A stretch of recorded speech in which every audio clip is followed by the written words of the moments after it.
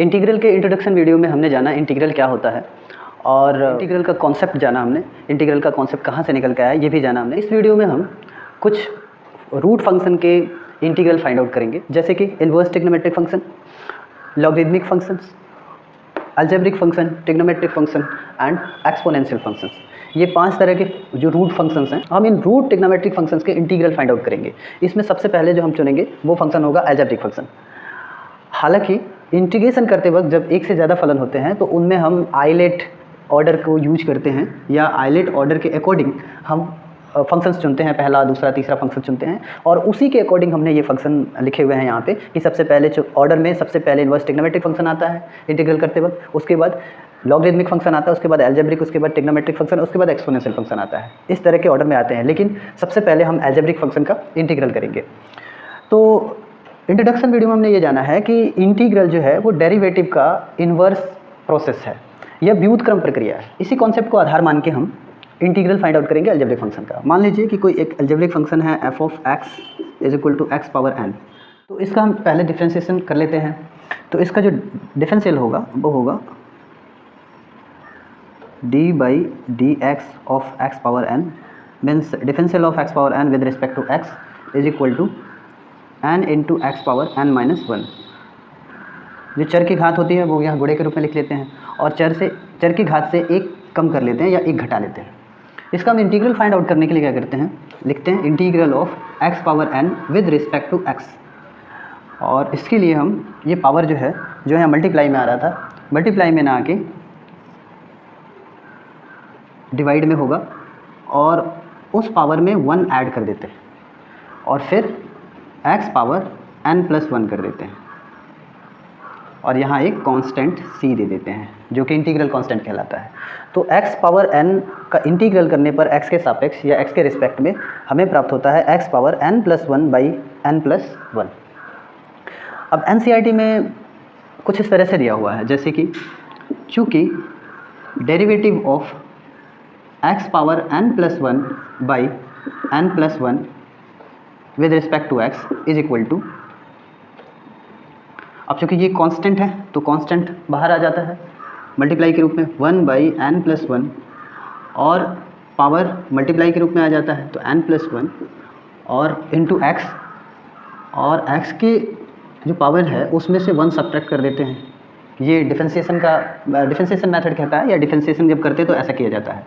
n plus 1 से n plus 1 cancel हो जाएगा 1 टाइम में, 1 1 जा 1 और आप जानते हैं चर के गुणांक में 1 नहीं लिखा जाता है, प्लस n और माइनस n कैंसिल हो जाएंगे, पावर n होगा। अब दोनों ही पक्षों का अगर इंटीग्रल लें तो क्या होगा, यहाँ होगा integral of d by d x of x power n plus 1 by n plus 1 is equal with respect to x is equal to integral of x power n with respect to x। दोनों पक्षों का हमने integral ले लिया x के सापेक्ष। Integral से differentiation cancel हो जाएगा तो यहाँ सिर्फ क्या बचेगा, x power n plus 1 by n plus 1 और प्लस यहाँ c कर देते हैं, इंटीग्रल सब फाइंड आउट करते हैं तो यहाँ integral of x power n with respect to x।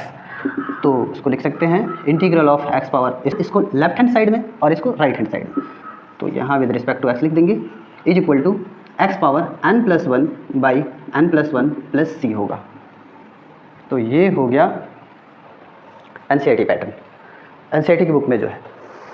अब वो ये दिखाता है कि चूँकि इस फंक्शन का डिफरेंशियल x पावर n है तो x पावर n का इंटीग्रल ये फंक्शन यानी x power n plus 1 whole by n plus 1 होगा, मतलब व्युत्क्रम या फिर इन्वर्स प्रोसेस। तो इन्वर्स प्रोसेस जब इसका डिफरेंशियल इतना होता है तो इसका इंटीग्रल इतना होगा, इसका डिफरेंशियल इतना होता है तो इसका इंटीग्रल इतना होगा, ऐसा कह रहा है। तो मुझे लगता है दोनों ही तरह सब समझ गए होंगे, है ना। मैंने फंक्शन में सिंपली यहाँ फंक्शन इसलिए लिया क्योंकि ये फंक्शन लेने पर कि फिर इतना आपने क्यों लिया, आपने सिंपली ये क्यों नहीं लिया, है ना। तो इसलिए मैंने दोनों ही तरह से आपको बता दिया, जो NCERT में दिया हुआ है और जो मैंने यहाँ आपको बताया। हम ये समझ लेते हैं कि अगर इस पक्ष का हम डिफरेंशियल करें तो वापस हमें ये प्राप्त हो जाना चाहिए, क्योंकि जब इंटीग्रल डिफरेंशिएशन का जब इंटीग्रल डेरिवेटिव का इन्वर्स प्रोसेस है तो डेरिवेटिव भी तो इंटीग्रल का इन्वर्स प्रोसेस होगा। तो इसको चेक करने के लिए हम इसका अगर डिफरेंशियल फाइंड आउट करें तो डिफरेंशियल फाइंड आउट करें तो 1 बाई n प्लस 1 होगा, इनटू पावर जो है मल्टीप्लाई में n प्लस 1 होगा, x power n plus one minus one होगा और c का जो कांस्टेंट है उसका डिफरेंशियल 0 हो जाएगा, है ना। n प्लस वन से n प्लस वन कैंसिल होगा और प्लस वन से माइनस वन कैंसिल हो जाएगा और बचेगा कितना, x पावर n। तो पुनः हमें वही फंक्शन प्राप्त हो गया जिसका कि हमने इंटीग्रल फाइंड आउट किया था। x पावर n का इंटीग्रल इतना हुआ और इसका डिफरेंशियल इतना हुआ। इसका मतलब ये रूल क्या है, सही है ना। तो इसको हम एक फॉर्मूले के तौर पे देखेंगे। इसको integral of x power n with respect to x is equal to x power n plus one by n plus one plus c होगा। अब एक फंक्शन लेते हैं, function f of x is equal to x power minus one, या यूँ कह लीजिए 1 by x power minus one को 1 बाई x पे लिख सकते हैं और इसका इंटीग्रल फाइंड आउट करते हैं। तो integral of x power minus one with respect to x, और इस पे अलजेब्रिक फंक्शन का ये जो रूल है इंटीग्रल का वो अप्लाई करके देखते हैं क्या होता है।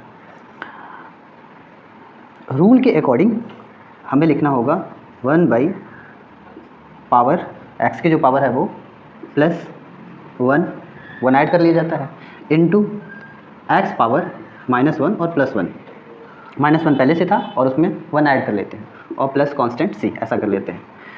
माइनस वन से प्लस वन कैंसिल, जिसकी वजह से यहाँ 1/0 होगा और यहाँ माइनस वन से प्लस वन कैंसिल, यहाँ भी 0 होगा प्लस c। 1/0 का वैल्यू इन्फिनिट होगा और x पावर वन का वैल्यू 1 होगा और प्लस c होगा। इसका टोटल वैल्यू इन्फिनिट हो जाएगा, यानी integral of x power minus one with respect to x, या यूँ कह लीजिए कि x पावर माइनस वन का हम इंटीग्रल फाइंड आउट नहीं कर सकते हैं, इसका इंटीग्रल इन्फिनिट हो रहा है। इसका मतलब ये है कि ये जो अलजेब्रिक रूल है, अलजेब्रिक फंक्शन को इंटीग्रेट करने का ये जो रूल है वो इस फंक्शन पे अप्लाई नहीं हो पा रहा है। कब के लिए अप्लाई नहीं हो पा रहा है, जब x की पावर माइनस वन हो। तो हम यहाँ लिख सकते हैं कि ये रूल तभी के लिए सही है जब n का वैल्यू माइनस वन के इक्वल ना हो।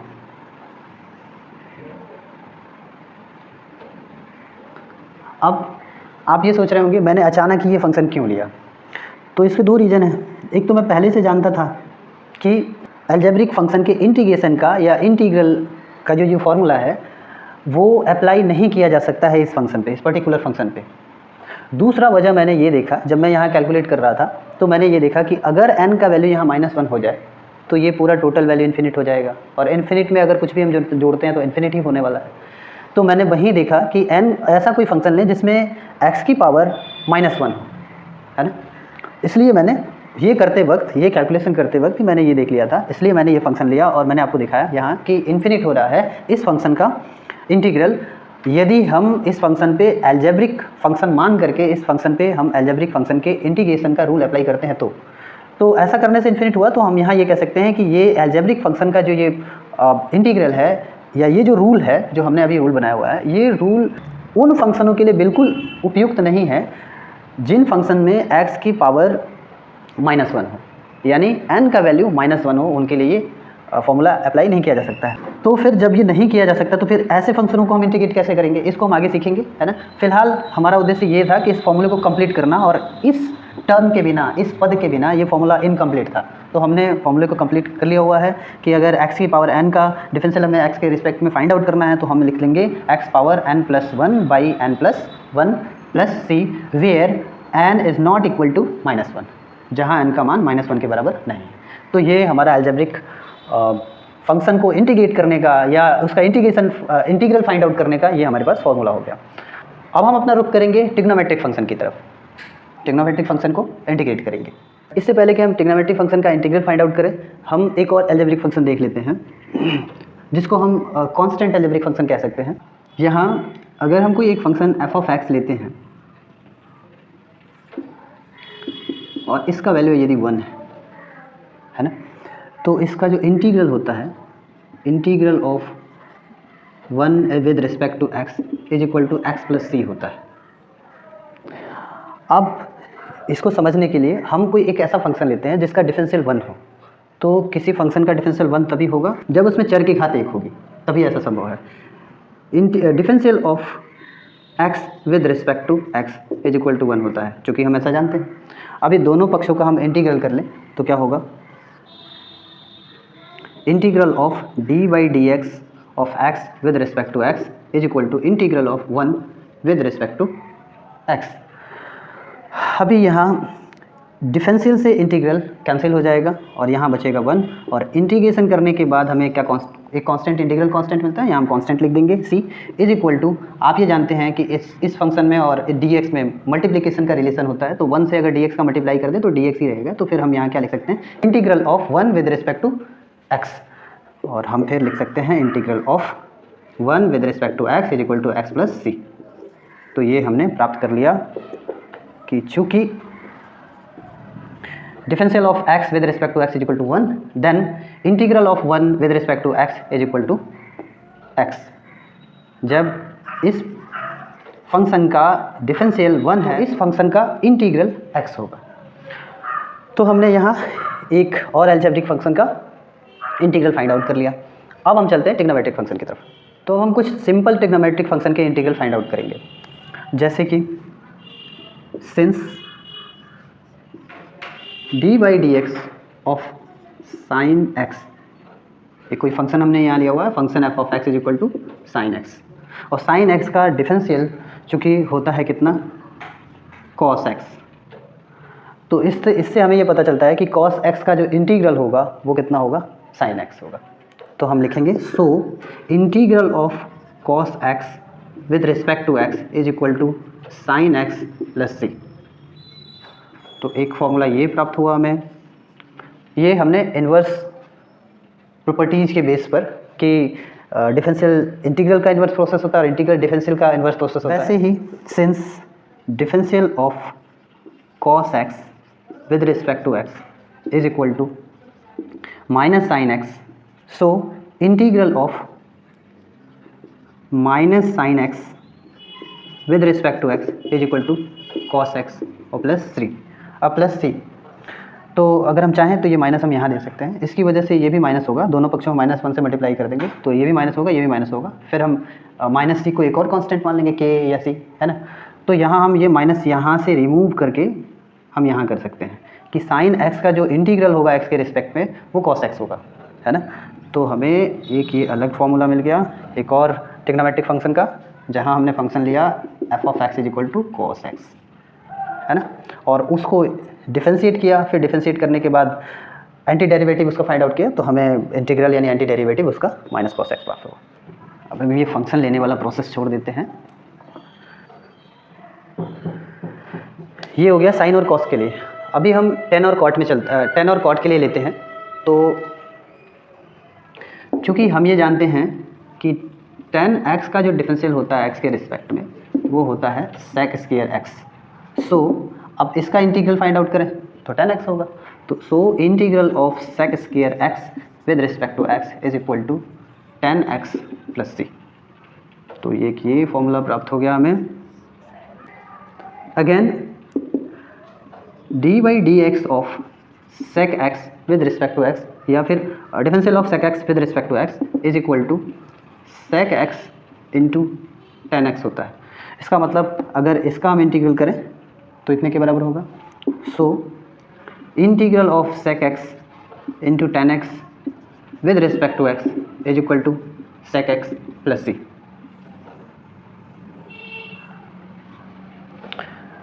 तो tan का sec से यहाँ हम देख रहे हैं रिलेशन है। अब cot को देख लेते हैं। Since we know that differential of cot x with respect to x is equal to minus cosec square x. So integral of minus cosec square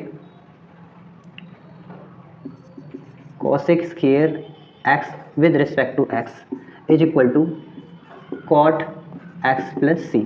अब माइनस को मैंने बताया, आप यहाँ से चाहें तो यहाँ लिख सकते हैं, रिप्लेस कर सकते हैं, यहाँ से आप ट्रांसपोज कर सकते हैं, रिप्लेस नहीं transpose. Since we know that differential of cosec x with respect to x is equal to minus cosec x into cot x।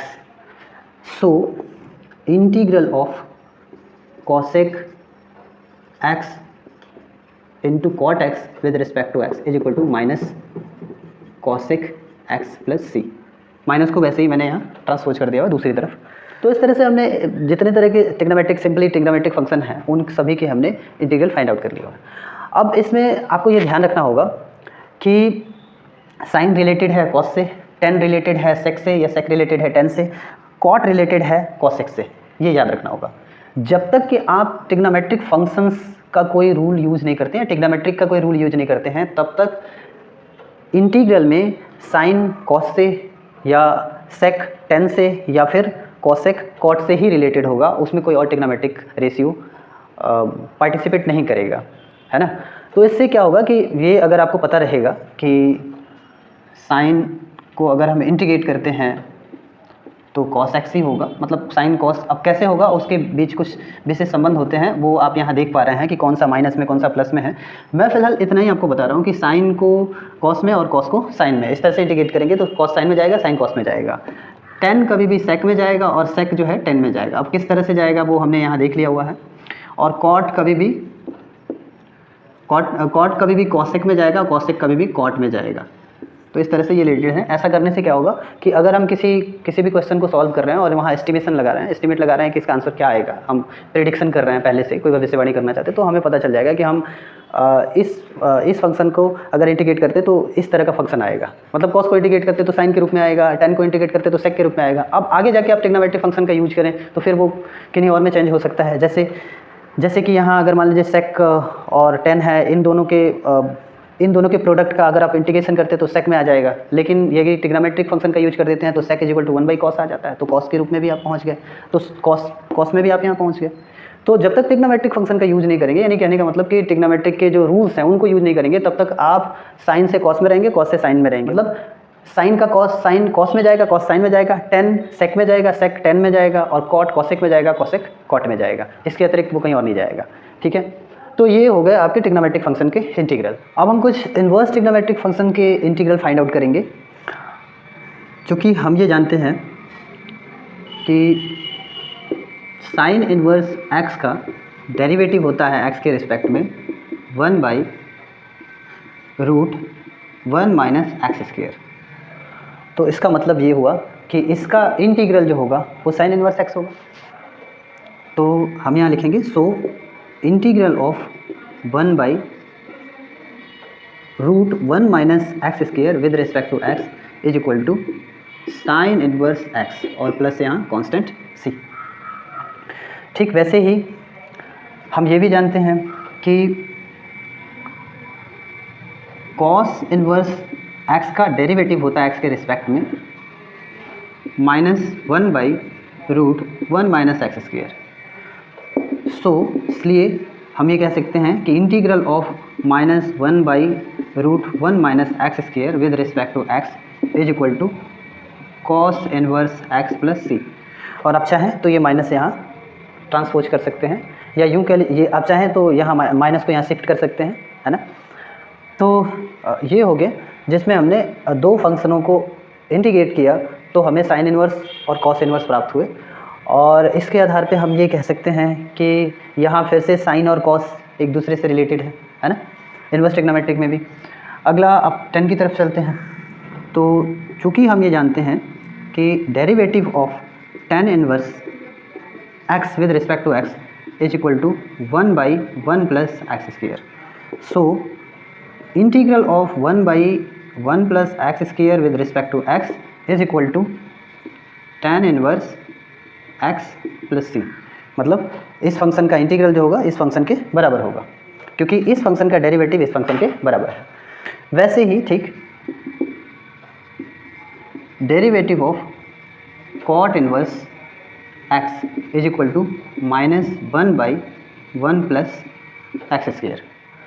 So integral of -1/1 plus x square with respect to x is equal to cot inverse x plus c. और यहाँ भी आप वैसे ही कर सकते हो, minus को इधर शिफ्ट कर सकते हैं ताकि ये सरल हो जाए, सिंपल हो जाए। माइनस का जो झंझट है, माइनस की जो प्रॉब्लम वो इधर ना रहे, इधर रहे।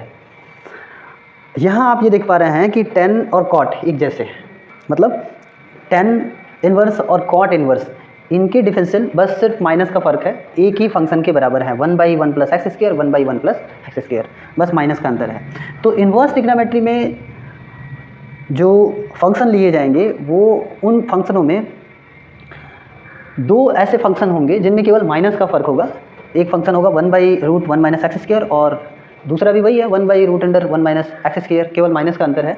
ये दोनों साइन और कॉस की तरफ जाएंगे। और tan में बिना रूट के रहेंगे ये फंक्शन, मतलब tan में tan इनवर्स का डेरिवेटिव फाइंड आउट करते हैं तो 1/1 प्लस एक्स स्क्वायर होगा, यानी 1/1 प्लस एक्स स्क्वायर का जो इंटीग्रल होगा वो tan इनवर्स एक्स होगा, और 1/1 प्लस एक्स स्क्वायर यदि माइनस में हो तो इसका जो इंटीग्रल होगा वो cot इनवर्स एक्स होगा। यानी यहाँ tan और cot एक दूसरे के सिमिलर है या एक दूसरे के समकक्ष, ऐसा लग रहा है कि ये दोनों एक दूसरे से कनेक्ट हैं। जबकि पिछले वाले फॉर्मूले में आपने ट्रिग्नोमेट्रिक फंक्शन में देखा कि tan और cot नहीं थे, जबकि tan और sec एक दूसरे से कनेक्ट थे, और cosec और cot एक दूसरे से कनेक्ट थे, वहाँ आपने ये देखा। तो ये पहले से एस्टिमेशन करने के लिए, मतलब मैंने कहा कि पहले से प्रिडिक्शन करना हो सॉल्यूशन कैसा होगा, क्या होगा, इसका स्वरूप कैसा होगा, तो ये हेल्पफुल होगा यदि आप इस तरह से इसको पढ़ते हैं। तो इसको बताने का मतलब मेरा यही था कि कौन किससे किस तरह से रिलेटेड है ना।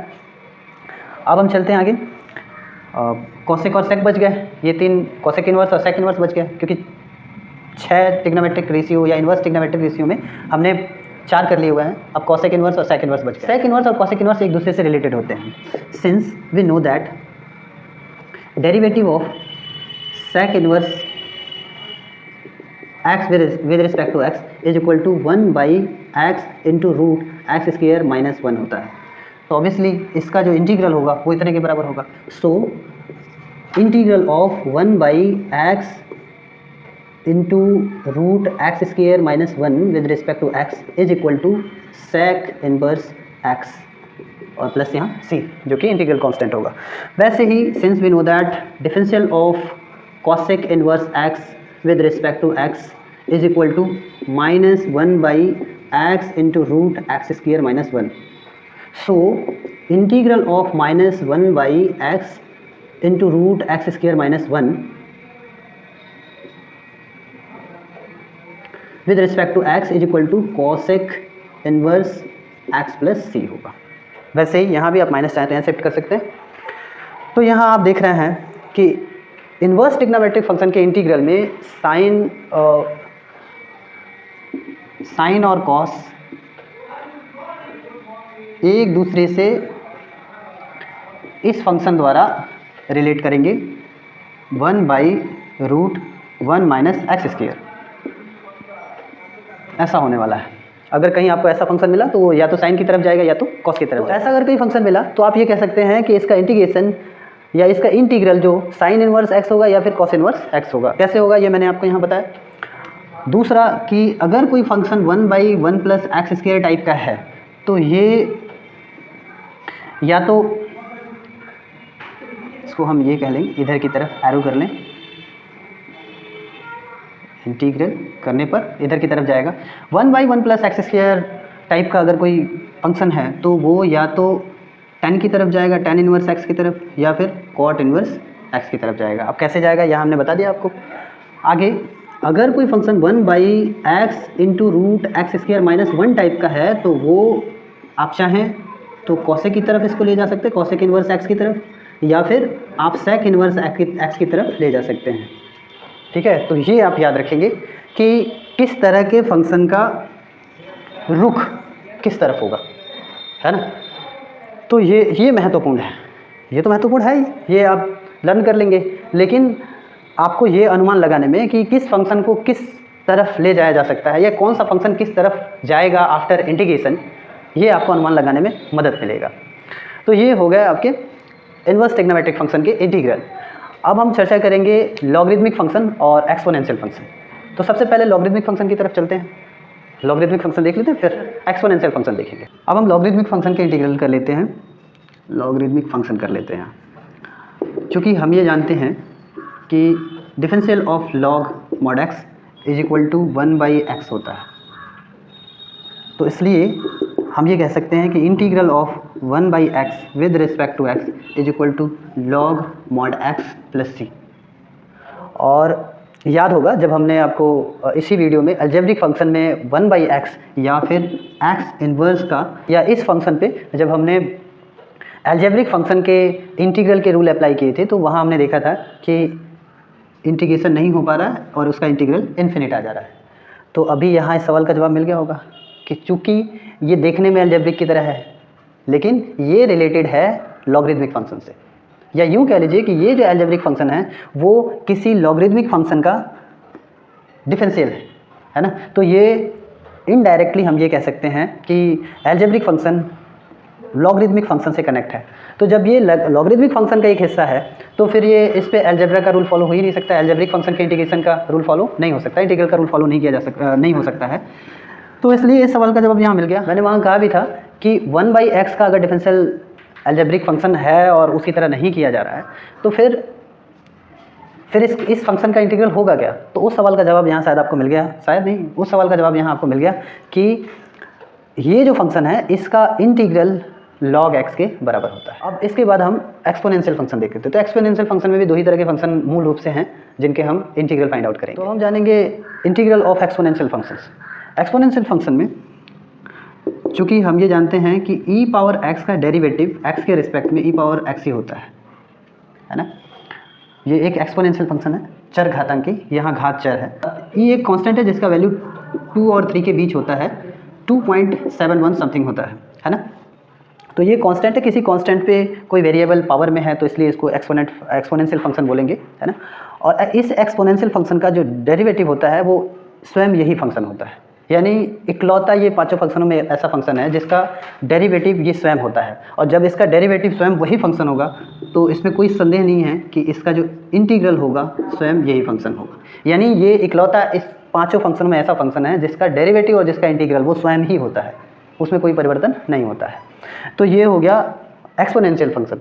एक और एक्सपोनेंशियल फंक्शन है, अगर यहाँ ई ना हो कांस्टेंट के रूप में, कोई और वास्तविक संख्या ए हो, क्योंकि ये एक प्रानुभाविक संख्या है ना। ये क्या है अब इसके लिए हम एक अलग वीडियो आपको बना के बता देंगे। तो यहाँ हम एक रियल नंबर को पर एक चर घात लेकर के और इसका डिफरेंशियल फाइंड आउट करते हैं। तो हम ये जानते हैं इसका जो डिफरेंशियल होता है log a base e into a power x होता है। तो चूँकि इसका डिफरेंशियल इतना होता है इसलिए इसका इंटीग्रल इतना होगा। तो लिखेंगे so integral of log a base e into a power x with respect to x is equal to a power x, है ना। अब इसको सरल बनाने के लिए हम ये कह सकते हैं कि ये एक कांस्टेंट है, ए कांस्टेंट है, इसका बेस भी कांस्टेंट है, तो कांस्टेंट को मल्टीप्लाई के रूप में बाहर किया जा सकता है और इसको हम जो है इधर ट्रांसपोज कर देंगे। तो हम ये कह सकते हैं कि इसका जो इंटीग्रल होगा ए पावर x का जो इंटीग्रल होगा वो हो जाएगा a power x by log a base e और प्लस यहाँ क्या कर देंगे c। तो ये हो गया आपका ए पावर x का इंटीग्रल। ए पावर x का इंटीग्रल ए पावर x ही होता है बाई लॉग ए बेस ई, इसके गुणांक में होता है 1 करके और प्लस कांस्टेंट c। तो इस तरह से ये एक्सपोनेंशियल फंक्शन, दो एक्सपोनेंशियल फंक्शन भी हो गए। और हमने ये 5 मूल जो फंक्शन हैं इन सभी फंक्शनों के हमने समाकलन या इंटीग्रेशन हमने कर लिए हुए हैं। अगले वीडियो में हम प्रॉपर्टीज़ ऑफ इनडेफिनिट इंटीग्रल पे डिस्कस करेंगे। प्रॉपर्टीज़ ऑफ इनडेफिनिट इंटीग्रल के साथ मिलते हैं अगले वीडियो में। तब तक के लिए वीडियो देखते रहिए। वीडियो देखने के लिए धन्यवाद।